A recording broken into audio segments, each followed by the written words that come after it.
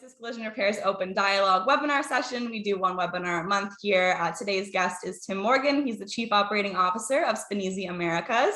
So thank you so much, Tim, for being here with us today. We really appreciate it. Well, thank you for the opportunity. Of course. It's always great to talk to the industry, see what's going on in the marketplace, and how we can help. So yeah, today we're going to be talking about the post-pandemic era. As people obviously know, we've been in this COVID world for quite a long time, and things are ramping up now. And there's a lot of challenges that were here before the pandemic that are still persisting and maybe have even greatened or heightened throughout the pandemic. They're more challenging than they once were. So we're going to talk to Tim about a lot of these challenges today and how Spinisi thinks we can, forge ahead as a community and as an industry to succeed in this post-pandemic era. So without further ado, I keep saying that, but let's get started and actually dive into the questions. So Tim, you're in the shops all the time. You're talking to people in collision centers on a daily basis. What are some concerns you've been hearing from collision repair centers as we start to enter this post-pandemic era? What are their top comments and concerns? Well, first of all, we got to look at the workforce. In certain market areas, people had to shut down. So some people went out and found other job opportunities. So we're starting to lose technicians in the marketplace. Our technicians are also aging. Training and testing is becoming more prevalent, and how to be able to do that because of the COVID situation of being able to get people in a group or a room. Repair technique and tooling is constantly changed. And we have to look at better getting, when we're looking at tooling, the return on the investment is not just how I put it on my tax return. Mm-hmm. We need to calculate, if we're going to make a purchase, how that relates back to productivity and what is it actually going to do to my shop's bottom line. And at that point, then I got to look to, as a shop owner, I got to look to charging what I'm worth. Mm-hmm.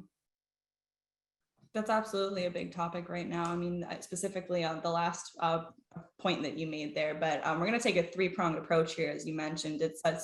So starting with the aged workforce and the training gap we're experiencing right now. I mean, new vehicle technologies are changing every day. The procedure you looked at yesterday could be different tomorrow. So what has to be done to address this aged workforce and the skills training gap? What do you think needs to be done, and who shoulders that responsibility?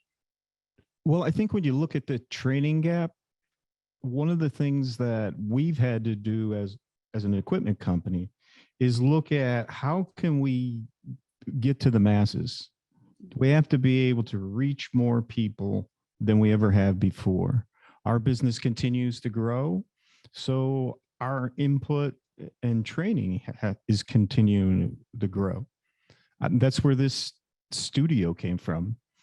And the idea of trying to meet more people without actually having to go and shake hands, if you want to call it. Mm-hmm. So who shoulders the responsibility of promoting these trades? Is it the shop owners going into schools and, communicating to high schoolers or whoever that may be? Or is this more in the school systems? Who do you think it should fall on? I think it really needs to fall on everybody's shoulders. We work here with some local schools up in Canada, and we see the need to be able to get shop owners involved. And I understand they're running a business, mm-hmm. but their biggest cost is labor. And where are they going to get it from if no one's coming into the industry? Mm-hmm. So we need to look at utilizing any way we can, whether it's being on an advisory board, or I suggest sometimes when someone's out looking at new tooling, to take the tooling that they're going to replace, donate that to a school, Mhm. First, there's a tax incentive to be able to do that. But secondly, now those students can have some uh, experience that they wouldn't normally have because that facility doesn't have that piece of equipment, whatever it is.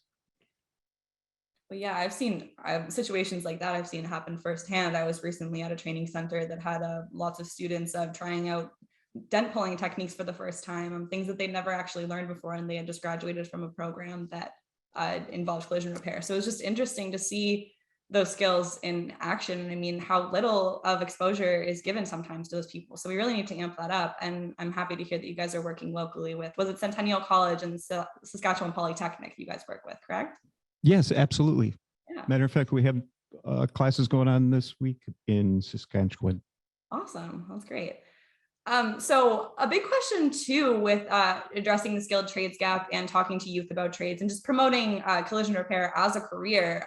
When do you think people should go to the youth to this? A lot of people think it should be in high school. Do you think we should be getting to them earlier, or what do you think? Well, if you look at what's happening over in Europe, it actually starts in the preschool age. So I think that we need to get involved sooner to show how cool our industry is. There's so many different things that even myself, when I was coming up in high school, my guidance counselors said, you should go to a 4-year college and get a degree. And I said, I wanted to go into collision repair, or at that time they called it auto body. And my parents had to go before the school board to be able to get them to approve for me to go into that vocation. And I wouldn't be here today. Yeah, there's a serious mindset shift that needs to happen here. I mean, if things like this are happening on a daily basis, and I mean, I can speak for, I graduated from school less than 10 years ago, and the same thing was happening. People are pushed constantly to university and not into the skilled trades when they so direly need it. So there are a lot of opportunities available to youth in the automotive aftermarket as well. On top of that, that shop owners don't even know about, like training opportunities where they can get investments on tools made on their made for their apprentices and whatnot. How do we increase awareness on these programs for shop owners and make sure they're being used to their full potential? I think shop owners and managers need to look in their neighborhood. What programs are around there that can support them? It's not that the shop always has to support the school. The school will be supporting the shop with the upcoming students. So whether it's a career night or shadow a technician, maybe have an open house and bring students in from a junior high school level and show what happens in a shop. Maybe it's a front office job. It could be estimating. It could be managing. It doesn't have to be the person fixing the car. There's seats open in every part of the industry. And there's opportunity in every sector of that industry to climb into another part as well. I know front office people that have gone into becoming an estimator and whatnot as well. Absolutely. Right down to every vehicle has to be cleaned. Structural technician, painter helper. There's a million different opportunities out there that need to be taken. And right now, there's so many jobs. You can't drive down a street anywhere without seeing a help wanted sign. Yeah. And on that note as well, having these career nights for local high school students, even if for someone who wants an interest, I mean, that also could be used as a business tool, a marketing tool. People know your name if you're inviting their kids to come into their shop to learn some new skills. So, I mean, it might be a stretch, but there's a lot of benefits that adjust to that connect to the idea of, promoting the trade to the youth in your community. Well, and the trade is just going to get more high tech as we go along when you start to look at how the vehicles are being designed and made. Yeah, it's computers on wheels, like people say nowadays. So, I mean, that's a perfect segue into the training bit. Like you said, equipment and training are also a challenge right now. And, finding the value in what equipment you're actually going to buy, not spending 60 grand on a new tool and then touching it maybe twice in the next 6 months. So Speneasy was one of several companies that turned to online training amid the pandemic. With the pandemic, restrictions lightening and whatnot, we don't know when they'll officially be pulled, but how do you plan to offer training courses in the future? Do you plan to continue this online format or move back to in person or kind of blend the two? We're going to do a hybrid. Okay. We've built a studio. We've made a huge investment in communication equipment, cameras, lights, everything that we can think of to be able to get to our customer. We're working with iCar for some courses. I just proofed a course yesterday when on measuring that we just put together with them. And we've already done some with welding. And we just think that people are going to be slow to get back in a grip. Mm-hmm. So we want to be able to get to the masses quickly, but we'll still always have hands-on. Mm-hmm. In our industry, I don't think you can get away from hands-on. Mm-hmm. Absolutely. So how will this training work? Like, how will the courses sort of play out for someone who's learning? Well, we have it set up here, and I don't know if Carl wants to flip a camera. You can see there's some action going on behind us. Maybe pick up camera 2 for a second. We have a live facility set up to be able to work just like a body shop.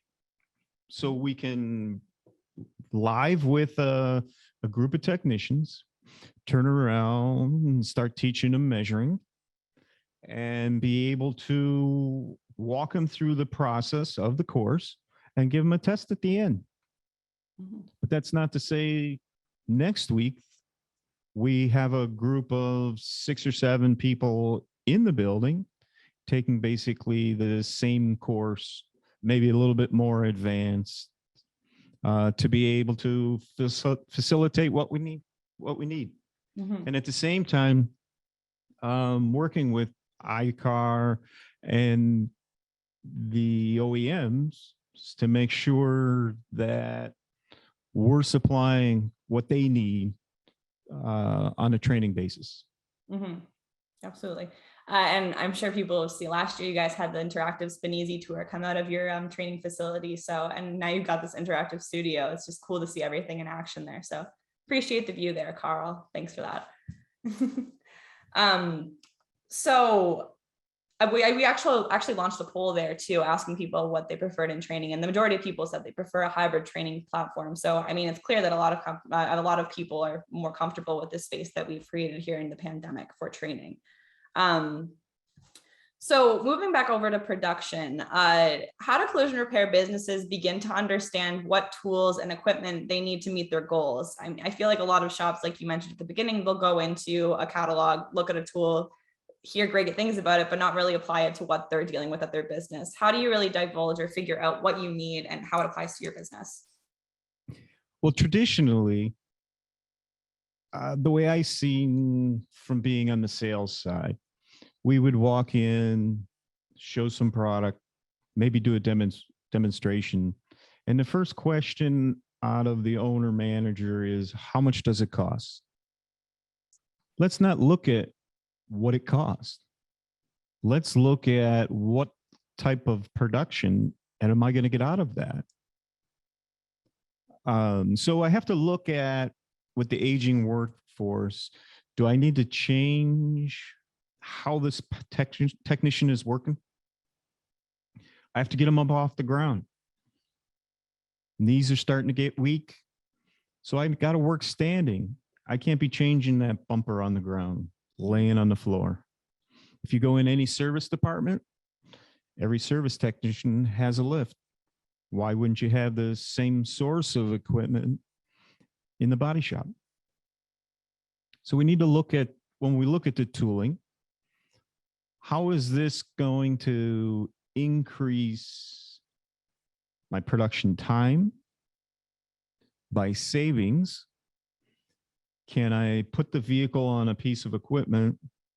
Say, I'll use our multi-bench, for instance. Our multi-bench is called that because I can use it to change bumpers. I can use it to change a fender. I can use it to fix a rocker panel. I can use it to do mechanical work. I can use it to actually pull the structure. So it's going to be used all the time. So that space is constantly having production dollars going through it. Where if I have a traditional frame rack, it may be sitting there as a shelf 3 weeks out of the month with parts on it and not being used. So there's square footage that is giving me a negative on my production side. And that's just one piece of equipment. If we look at welding, spot welding is being pushed more and more by the vehicle manufacturer. So when we look at that, we need to first look at the procedures and then figure out the tool that we need and make sure that the tool is going to be ergonomic for the technician. It's going to meet the OEM approvals, and it's going to be able to give a production return on investment. It's not always what does the tool cost. It's like you wouldn't hire a technician because he was cheaper than another technician, knowing that he can't do the same or better production. It's the same thing. Yeah. Exactly. Treat your tools like people. And take care of them the same way. Well, and the same thing when you look at paying for the piece of equipment. When I'm looking at paying for the piece of equipment, I wouldn't pay a technician 4 years in advance. So why wouldn't I use a leasing company or a bank to finance that piece of equipment and pay for it over time while it's making me money? Exactly. Yeah, there's lots of questions to think about. And so you mentioned kind of doing an evaluation of each tool. Do you think that this can all what if your purchase, it's done separately for each tool, or is there a way to do it collectively for your entire body shop? Or do you really have to narrow in on these details? Well, I think what we try to do when we go out and work with the customer is we try to evaluate the complete facility.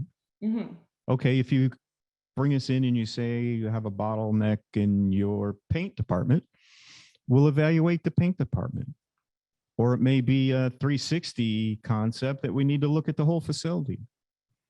And then we can offer alternatives of possibility of training or retraining on the equipment that they currently have, or show them how they could replace that equipment and be able to have a better production flow and income. Ultimately, exactly. So we actually have a comment from Facebook, but don't worry, Jacques, we'll get to your comment in a second here. We actually just have a question that kind of ties into the equipment with Spinisi specifically better towards the end. So stay tuned, we will get to your comment. But more onto this topic here, we're talking about tools and equipment and quantifying how you are deciding on which tool to buy. Along the same vein, how do you quantify your work mix and set goals on the production floor? How do you really narrow down what you want to invest in, what your work mix should be? What are your tips from what you've seen in the fields, Tim? Well, one of the things, if we look back when the Ford F-150 went to aluminum, when we were working with customers, our question was, let's go to your estimating system and see how many of the previous model vehicles you repaired. And a lot of times the numbers came back and the customer really didn't need to invest in that because they hadn't seen those cars. So I think you need to look at traffic So we need to know what vehicles are in your market area. Are you supporting a dealership? That's going to tell you what types of vehicles that you're going to be repairing. So you know what investment you need to make in equipment by the certifications. Mhm. Yeah, the question we have here actually fits perfectly into that. Should I go with an OEM program certification? If yes, why? Well, I think that has to fit your business model. Mhm. If we look at OEM certification, is there enough vehicles in your market to support that certification or those costs? Mhm. And in some cases, in a certain market, there's not that many cars to be able to support that. Mhm.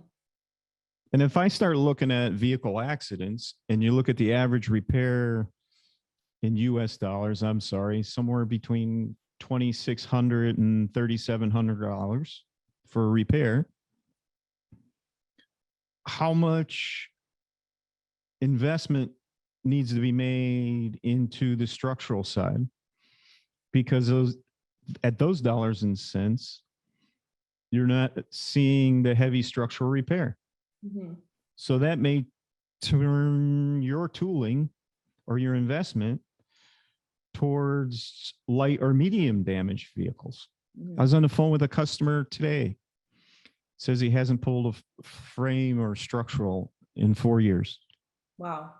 Wow. but he needs measuring so he Mhm. can document it. Mhm. Yeah, there's so many things that can be overlooked like that. You're not really, when you don't look at your data and you're not taking considerations into your local market. Another, sorry, go ahead. No, go ahead. Okay. So another topic that I've been hearing a lot whenever I speak to shops is this overarching goal of becoming sort of a one-stop shop that specifically when I speak to people, it usually includes offering ADAS calibration and other, topics that deal with the safety systems in the cars nowadays. How do you determine if this is a reachable goal for your shop? Because it seems like, at least from what I've been talking to people, they all seem to want to offer this all in-house. How do you determine if that's something you can really do, or if you need to lease or partner with a third party to do that? Well, I think it depends again, where's your shop located? If we start to look at ADAS and all those types of systems, Mm-hmm. nearly every vehicle on the road today for the past 5 to 7 years has some sort of ADAS or things that may need to be reset, calibrated, and it's going to grow in the future. And right now, statistics that I seen this week, only about 16% is being done. Mm-hmm. And there's a lot being left on the table that is probably going back to a dealership. And maybe not even during the repair, but after as a service issue. I'm a proponent of if I can do it all in house, I do it all in house. Kind of like how we build our own studio so we could be self sufficient. Mm-hmm. But do you have the space to be able to do that? And with the space to be able to do that, now that dedicated space needs to be productive. And it needs to be able to perform. Again, what type of equipment do I need? What's my brand mix? What's my model mix? Am I going to go all in and be able to do every calibration? There's big costs involved to be able to set that all up and make sure that you have the right tools to be able to do it. Mm-hmm. So if you need to change a bump, here's a question from the chat here. If you need to change a bumper, do you really need to measure the vehicle? Shouldn't the ADAS just line up if there's no damage that can just be seen? That depends on the OEM procedure. Mm-hmm. Because where is the ADAS mounted? Is it mounted to the bumper cover? Actually, we had a vehicle here. We removed a bumper cover to be able to do some measuring and had to have it recalibrate because the cameras were disconnected. Another sensor got disconnected. So it put out an error code. Mhm. So it really just depends on the OEM procedure is what you're saying there. Have to follow the procedures. Mhm. And the other thing that we're noticing is a lot of time the ADAS stuff is not being found because they're not digging far enough in the service information of exactly what should be done Mhm. and charging for it. Well, yes, there was a survey or a report that came out last year from Nick Dominato's ADAS thing up here in Canada. It's almost a year old at this point now, but it said that 98% of body shops were 92% rather, body shops were missing calibrations. Right. So it all checks out. It's very valid. We do have a question from Facebook here. This is from Gary Say. I just want to clarify something. Tim and I did say a minute ago that equipment and techs are the same thing. I want to clarify what we meant by that comment. We're not encouraging shop owners to treat their staff like equipment. We're talking investment and investing in the proper training and tools. And Tim, if you want to clarify what we meant by that. Absolutely. Hiring technicians, we have to make sure they're properly trained. We have to make sure that they have the right equipment and that we're supporting. Mm-hmm. And it's the same thing with a piece of equipment. When I buy a piece of equipment, I want to make sure it's going to support the business. Mm-hmm. Exactly. Yeah, we're not suggesting you treat your staff like objects. That is absolutely not what the topic is. No, that's not how it was meant to be said. All right. So in terms of, sorry, I missed a question here, but what are some examples? We just talked about kind of the failing to recognize the value, especially if you're doing big jobs like ADAS calibrations or measuring, and that insurers tend to not pay you for or fight back or push back. It's obviously a very touchy subject in the industry. But what are some examples you've seen where shop owners may fail to recognize their value? Well, I think when you start to look at repair process, everything needs to be documented. Mm-hmm. If I'm going to say I'm going to put a vehicle on a frame bench, I may have to remove a wheel. I need to charge for that. I may have to remove some cladding from the bottom.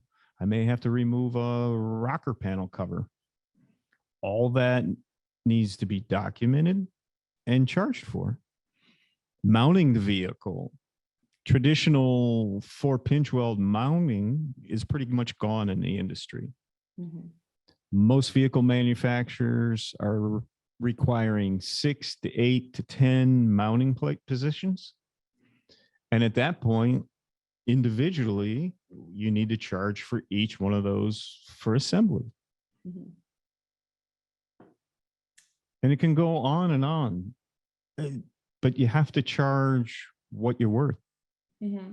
So really documenting everything that you do to that vehicle, where structurally years ago, you would write a one line that said pull and square the front end. Today, we would write that as points 1, 2, 3, 4, and 5 on the left side as each individual labor operations, and the same for the opposite side. Mm-hmm. Making sure that they're understanding the complete repair. And each point is documented with the measuring system prior to the repair, during the repair, and post repair. Mm-hmm. So you're actually measuring the vehicle 3 times.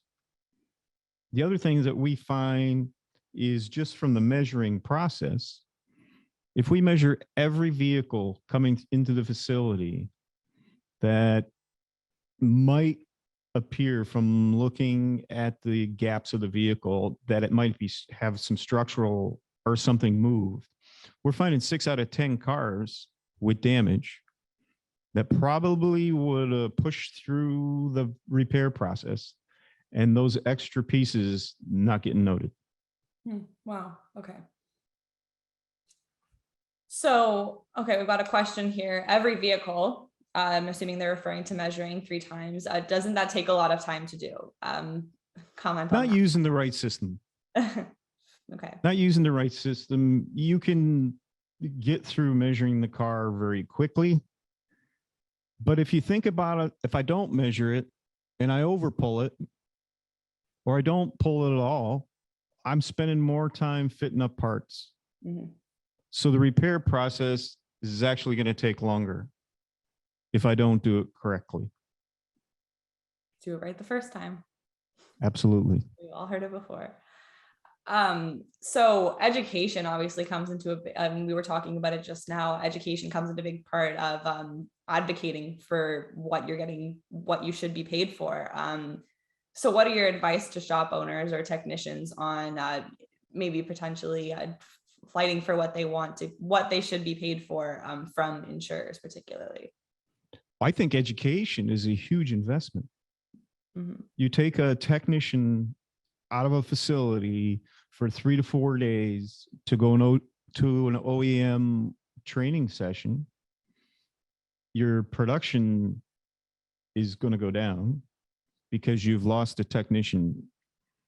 But on the other side, you've gained now that he has the experience when he comes back from that course to be able to be more efficient in his repairs. Mm-hmm. So I think with education, it's going to continue.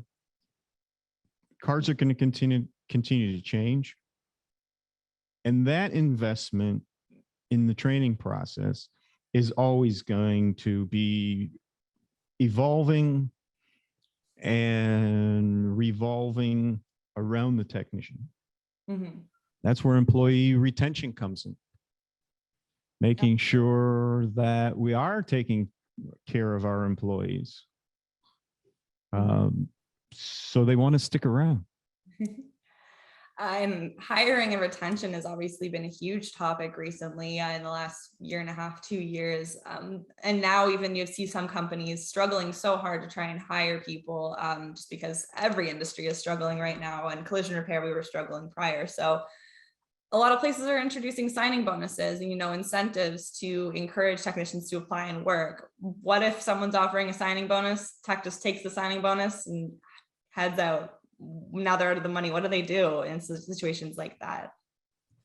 Well, I think when you start to look at investing in training your technicians, you have to look at those technicians as a business partner and treat them as such. I want to make sure that when I hire someone, they're going to stay. And that's in any business. The last time I checked, there was no I in team. Mm-hmm. Absolutely. We've all heard that one before. If you played on a soccer team as a kid, you know that saying well. You're all working together. Exactly. To get to the final result. Mm-hmm. No one, I mean, there's an employee hierarchy, but you should not be treating anyone lesser than anyone else. Everyone's doing the same work to get it to the end goal. We've got a training question. Sorry, go ahead. It's all to get across the goal line. Exactly. And the goal line is the customer back with a vehicle that's been repaired correctly and safely back on the road. Mm-hmm. I've got a question here from Graham Davies on training. I'm just going to shoehorn this in now because it makes sense right now. But Graham wants to know if it makes sense having your estimators or appraisers attend the same or similar training. Is it worth it? They are the ones that have to communicate with insurance insurance companies, and they might have to explain or educate the insurance companies. So would you suggest it's beneficial for estimators and appraisers to do this? That's absolutely what should be done. Mm-hmm. Everyone has to talk the same talk. So the estimators need to also go through, if you're talking about measuring a vehicle, they need to go through the same process so they understand exactly what the technician is doing and be able to read and relate the printout back to the repair process and dealing with the insurance sponsors. Mm-hmm. Gotcha. Yeah. I mean, wouldn't it be a beautiful world if everyone attended the same training classes and had the same I mean, well, we we shouldn't say actually same mindset, here, but yeah, we actually here adapted a course to be able to relate what the structural technician is doing back to the estimator to be able to present it. gotcha. Beneficial for sure for lots of reasons. So if anyone has any other questions about training, feel free to send them. We're just going to move on to kind of our closing topics before we launch into the Q&A period here. We'll have about 15 minutes for Q&A. But more into general conversation about Spinisi products and equipment. I know Spinisi, you just released your new welder to the North American market. Could you tell us about the product's key features and how the features really translate to improve production on the shop floor and how it really benefits in modern repair centers? Well, we redesigned our 14,500 welder so it'd be more ergonomic. If you know if you look at the welders today, because of the fact that they have the transformer in the gun, they're very heavy and it's fatiguing on the technician. So what we've done is we've turned around and designed a new transformer with some new software to be able to make it lighter on the technician. Be able to make it move in different areas. We've simplified the software and went to a touch screen to be able to, with that touch screen, be able to make the technician be able to move faster through the screens. It's also fully automatic so that once it's calibrated, the machine itself will set and reset itself for the materials that you're working with. When you look at the materials that you're working with today, could be multiple different panels of multiple different strengths. So the welder itself will detect the thickness, it'll detect the material from a pre-pulse, and then it knows how to be able to set it up for amperage and pressure to be able to make the weld correctly. Mm-hmm. So for training on the welder, how long does it take to really train someone on it? You mentioned it's automatic. So is it kind of just a one-day training process, or how do things work? It's not even one full day. Oh, wow. Because it's mostly automatic. So we go through some safety things. We actually physically weld a vehicle with them. But we do have training courses here on all joining processes, whether it be MIG welding, resistance welding, or riveting. And we're trying to move more of that online also. Gotcha.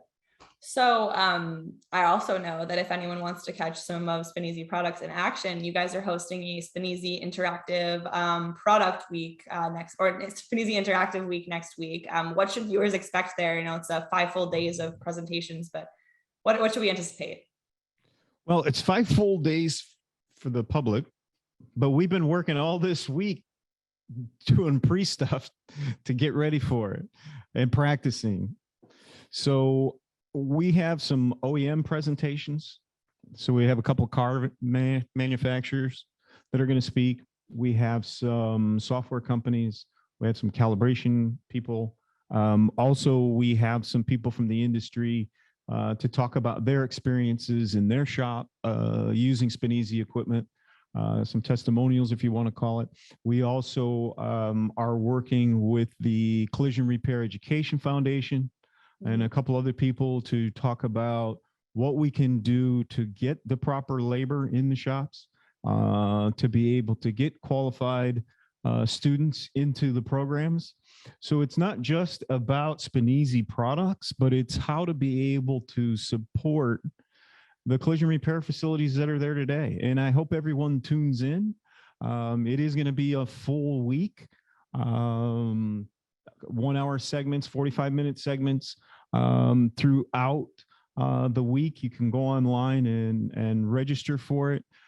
Things will be recorded, so it can be watched at a later date or shared with your staff. But we're pretty excited.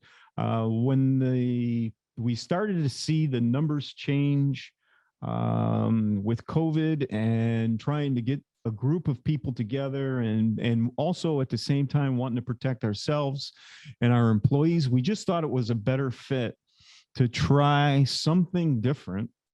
Actually, I went to Carl, my marketing guru, and said, if we couldn't do a trade show, could we do this and reach more than just the people that would be at the show? We have a lot of international visitors, obviously, that come to see us at the shows throughout the year.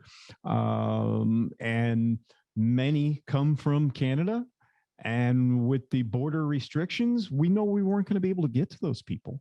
So we thought, what better idea than to be able to do an interactive week around processes and highlighting our equipment, granted, some, but being able to bring some things to the industry that they probably wouldn't have been able to see on a SEMA show floor or a auto dealer show floor, to be able to further themselves in the industry. Mm-hmm. Yeah, I was just looking at the agenda here. I've got it in front of me, and you've got lots of sessions. There's about 2 or 3 sometimes each day. You've got one with Rivian, you've got ones with Ford, welding and joining for OEM repairs, lots of different sessions. Definitely something for everyone there. So it's free to attend, right? Absolutely. Free to attend. Awesome. So anyone who wants to register can visit events.spineezy-americas.com. We also have it highlighted on the Collision Repair Magazine site as well. We'll be covering it all week. Be sure you tune in. Like Tim said, there will be re-recordings of the videos available as well to you for anyone that misses the live broadcast. So pretty excited about it. Yeah, it's going to be definitely a cool event. I'm excited to tune in as well. So that's all the questions that I had here today, but we've got lots of questions that have been mounting in the chat throughout the webinar. So just thank you for your insight there, Tim. Really appreciate having the conversation with me. And let's get to some of these questions. I'm not even sure we'll have time for them all. Perfect. So shout out to our very active Facebook participant over here, Jacques Murray. We appreciate you. We've got some comments from him regarding equipment, actually specifically. So first question he had was regarding Spineezy's jig system. He said it takes forever to set up. By the time setup is done, the car is written off. So Tim, what do you have to say about that? Do you think there's some training or anything? I'll just give him the microphone over to you. Well, I can tell you this. If I don't hold the vehicle correctly, I could put more damage in it. And I don't see where, when you take the process from start to finish, that our equipment is any slower than any other piece that's on the market. Mm-hmm. And if you're doing the repairs correctly, you'll find that more and more the vehicle manufacturers are telling you the pinch welds are no longer strong enough to be able to hold to make the repairs. And the other thing you'll find, there's very minimal pulling anymore. You're pulling to straighten, to replace the panel. And when I replace the panel, I'm going to need to support that new panel with some fixturing, first of all, to make sure it stays in the right location. And secondly, so it doesn't move or get distorted when I'm doing the joining process. Mm-hmm. So the same question about the benches as well, but similar answer, I'm assuming. Yep, it's the same answer. Yeah.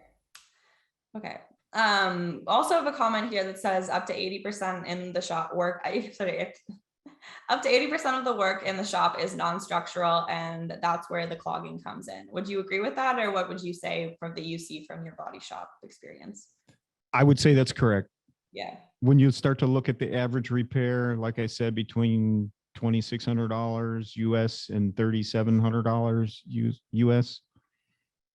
Mm-hmm. Gotcha. Going back to actually Jacques' question, someone pointed out to me here that he commented and said that cheap is 3 times quicker and US made. Do we have any comments on that? 3 times faster and US made? Yeah, that's what I commenting he on. Might want to check his facts on that. Alrighty. So some other questions we had.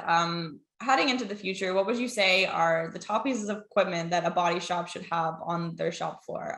In other words, if you were someone that's heading into the pandemic with a rosy outlook, what would you, and you had all the money in the world to invest in tools, what would you think would be the top choice to invest in to repair the vehicles of tomorrow?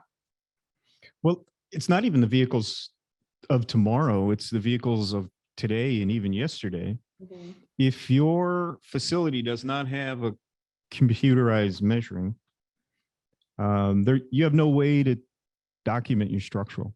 Mm-hmm. And without documenting your structural, whether it's correct or whether it needs to be repaired, is huge. And it can add to the overall your billable hours to be able to find more damage. And at the same time, I find more damage that I need to cost out for repair.